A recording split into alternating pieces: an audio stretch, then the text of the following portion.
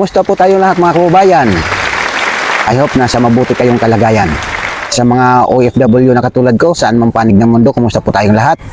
At doon po sa aking followers sa aking YouTube channel na TRW Search for Truth Channel, salamat sa patuloy niyong pagsusubaybay sa aking YouTube channel. Maraming salamat sa inyong suporta. Wow. At ngayon mga kababayan, isang ganda at mahamog na araw. Although mainit ngayong panahon na to, nandito po ako sa isang hardin kasi mas maganda yung outdoor tayo naman. Mahirap yung puro na lang tayo sa loob ng bahay. Sa video ito mga kababayan, payagan niyo po ako magbigay ng isang komento. Actually ito ay akin lang personal opinion at bilang isang Pilipino, bilang isang taxpayer, may karapatan po tayo na magpahayag ng ating saloobin, ng ating opinion sa mga nangyayari sa ating bansa at lalo na sa ating gobyerno. Now, gusto lang ko po mag-react mga kababayan dito sa isang naging pronouncement ng ating Chief of Staff na si General Browner tungkol sa issue ng China at Taiwan. Babasahin ko po ito para hindi po tayo magkamalian, no? At gusto ko lang magbigay ng comment, no? Dito po ito nakapost noong April 1 dito sa News 5 sa page nila, dito sa Facebook page. Ito yung sinabi daw ni General Browner, babasahin ko lang po. Do not be content with securing just the northern hemisphere up to the Mabulis Island. Start planning for actions in case there is an invasion of Taiwan. If something happens to Taiwan, inevitably we will be involved. Okay?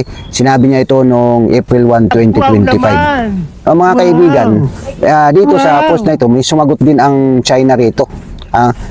Sabi ng China, how to solve the Taiwan issue is the Chinese people's own business and others are not allowed to make decisions. We are advised the relevant people in the Philippines not to provoke and play with the fire on the Taiwan issue. Those who play with fire will get burned. Ito ay pahayag ni Jo Jakun. Aywan ko kung tama yung pagkaka-pronounce ko. Spokesperson ng China Ministry of Foreign Affairs. Sinabi naman ito noong April 2, 2025. Ngayon mga kaibigan, bago po ako mag-comment, no, hindi po ako pro-China. Kasi karamihan nangyayari ngayon, pag nag-comment ka agad sa government, pro-China ka na. Hindi po ako pro-China at hindi rin po ako pro-USA. Ako po ay maka-Pilipino at naniniwala ako na mas maganda yung manindigan tayo sa ating pagkasarinlan. Aywan, tama yung pronouncement ko, Pasensya na kayo, medyo nakakabulol-bulol. At by the way mga kaibigan, doon po sa aking mga followers, friends na hindi nagugustuhan ng aking mga comment or ang aking mga opinion, irespeto nyo na lang po ang aking opinion, ganun din at irespeto ko rin ang inyong opinion. Kung sakali man hindi nyo matiis or parang hindi nyo nagugustuhan yung aking tinig or ang aking mga pinagsasabi, pwede nyo rin po i-block mo nyo ako sa Facebook and unfriend nyo ako or unsubscribe sa YouTube channel ko. Kasi pasensya naman kayo mga kaibigan dahil ito ay opinion lang. At sabi nga ni General Magalong o yung mayor ng Baguio, silence is not an option anymore. So, kailangan natin magsalita bilang isang Pilipino.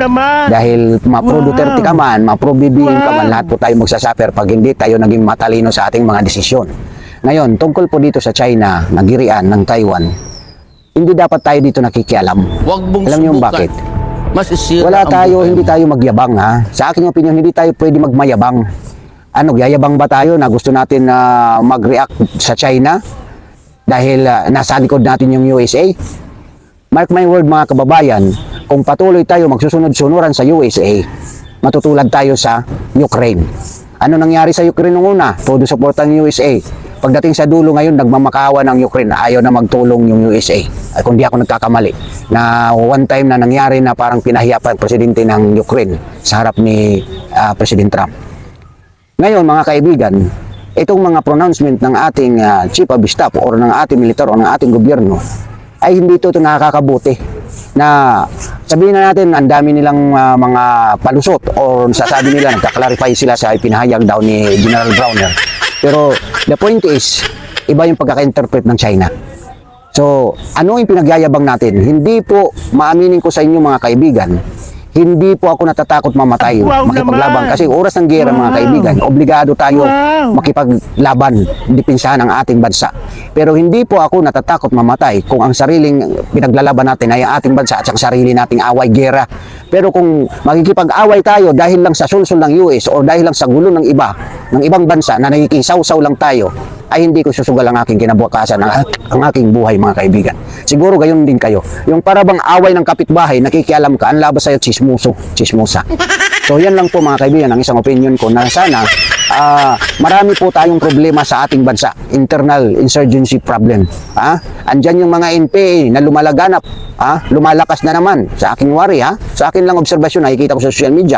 Kasi nga yung mga NPA ngayon, nagbablog na nga sila habang nakikipag-away, habang nag-ambush. So, yan po yan ang ating asikasuhin, yung internal problem natin. Marami tayong problema sa ating bansa. Huwag muna tayong manghimasok. Hindi natin, aminin natin, mga kababayan, aminin natin, huwag po tayong maging hipokrito, huwag po tayong maging mayabang. Dahil ang katapangan natin, hindi yan obra sa mga missile. Dahil ang giyera ngayon, moderno na. Hindi na yung makikipaglaban na katulad nila Lapu-Lapu, itakan lang. Itakan tagaan. Okay? So, ang labanan ngayon, lilipad na lang yung mga missile. Ngayon, kung makikialam tayo na hindi naman tayo, kung wala naman tayong kakayanan, ano nangyayari? Parang ipapasubo natin ang ating mga sundalo. Diba? Matatapang ang ating mga sundalo, matatapang mga Pilipino. Pero ang tanong, may mga makabago tayo ba kagabi kapag gera? May balita ko nga, hindi ako nagkakamali, wala ngang pundo ang modernization program ng AFP. So, ang yabang natin na makimahimasok sa gulo ng ibang bansa, ng China at saka ng Taiwan, o ano pa man, na ultimo nga modernization program, wala nga tayong pundo. Anong inaano natin doon? Chinilas? Batuhin natin ng chinilas? Okay lang sana kung ang missile babagsak doon sa mga general na mga matatapang, doon na sa kanila bumagsak ang mga missile na galing China. Hindi po ako natatakot, mga kaibigan. Pero kailangan maging matalino tayo sa pagkikipaglaban. Kahit sino naman siguro na ipagtatanggol ang ating bayan, pero kung kaaway ng iba, manghihimasok tayo, parang hindi na yata tama yun. Di ba, mga kababayan? So, yun lang po, mga kababayan, ang aking opinion. Dahil sa ngayon, medyo nalilito na tayo dahil nga sa social media, ang daming lumalabas ng mga fake news, mga pampagulo lang sa ating mga isipan at pampagulo sa ating gobyerno. So, ang akin na lang payo ay ilapit na lang natin sa Panginoon dahil ang Panginoon lang po ang tanging pag-asa natin. Dahil sa ngayon, mga kaibigan, sa wari ko ang mali ay nagiging tama at ang tama ay nagiging mali. Ang kasinungalingan ay naging totoo at ang totoo ay nagiging kasinungalingan. So, ang pag-asa lang natin, mga kaibigan, ay ang Diyos. Manalangin po tayo at alam kong hindi tayo pababayaan. Mahal na mahal ng Diyos ang Pilipinas. Ngayon, yung opinion ko rin po ito tungkol sa US, no? So nakita ko ngayon na masyado tayong friendly sa US, no? Lahat ng gusto ng US, sinusunod natin. Pero ang aking personal opinion, na wari ko, hindi dapat tayo basta-basta makinig dahil nga ang ating presidente, siguro sa aking tansya at hindi rin ako sigurado, baka may mga personal motibo or interest siya. Kaya bakit siya masyadong nagsusunod-sunuran sa US. Isa na siguro dito is yung kaso nila. Ang kaso ng mag-ina, ng mga Marcos. May mga kaso ang mga Marcos sa Amerika. Ilang bilyon na bayarin sa USA. Diba? Yung sa court sa Honolulu ba yun na kaso. So, isa pang issue dito, yung kayamanan nila na isang account lang ay umabot na ng $40 billion.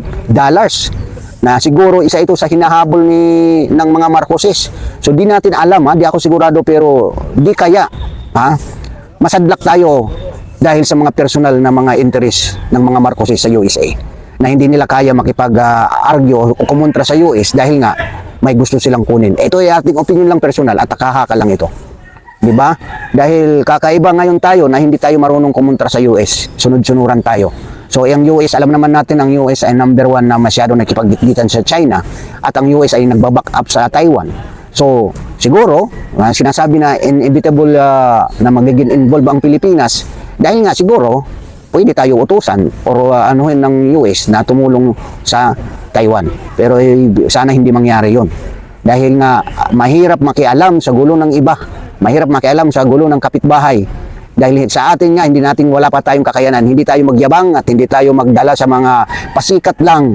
Na alam natin may mga training ng mga sundalo, matatapang, mga veterano na yan, mga sanay na yan. Pero ang tanong, may mga kagabitan ba tayong moderno na ilalaban sa China? So, huwag tayong maging hipokrito, huwag po tayong magpakatanga. Gamitin po natin ang ating talento dahil binigyan po tayo ng Diyos ng talino. Diba? At doon naman sa mga pro or anti Hindi ko sinasabi dito na mali ang mga opinion nyo. Ang sinasabi ko rito ay gamitin po natin ang ating talento. Huwag po tayong magpakatanga sa mga opinion na hindi tama. Saliksikin po natin ang katotohanan. Manaliksik po tayo sa katotohanan. Hindi dahil lang sa Duterte ako or BBM ako, magpapakamatay na tayo. Huwag tayong mag-idolo ng tao. Ang isipin natin ang kinabukasan ng ating mga anak, ng ating susunod na henerasyon, ang ating dahil sa ngayon, hirap na tayo, di ba? Parami ang gutom. Na ultimo ngayong Malacanang, nagtataka bakit maraming nagugutom pa rin na mga ano. So, isang patunay ito ng ayuda ay hindi solusyon sa kagutuman ng mga Pilipino. Marami pong problema ang Pilipinas. Kaya nga sabi ko nga ulit-ulit ko sinasabi, hindi po ako pro-China at hindi rin ako pro-US. Ako ay maka-Pilipino. At kaya handa ako makipaglaban kahit mahina na ako, matanda na ako, handa ako magpakamatay sa ating bayan. Pero siguraduhin lang natin na ito ay laban natin, hindi laban ng iba, na tayo lang ang ipapain doon. Di ba? So, yun lang po mga kaibigan at salamat sa inyong pagsusubaybay at sa mga followers ko. Kung may nasabi man akong mali o may nasabi man akong fake news, pwede kayo mag-comment. Pero i-respeto nyo lang ang opinion ko dahil opinion ko ito at account ko ito. So maraming salamat sa inyong lahat. God bless us all. God bless the Philippines.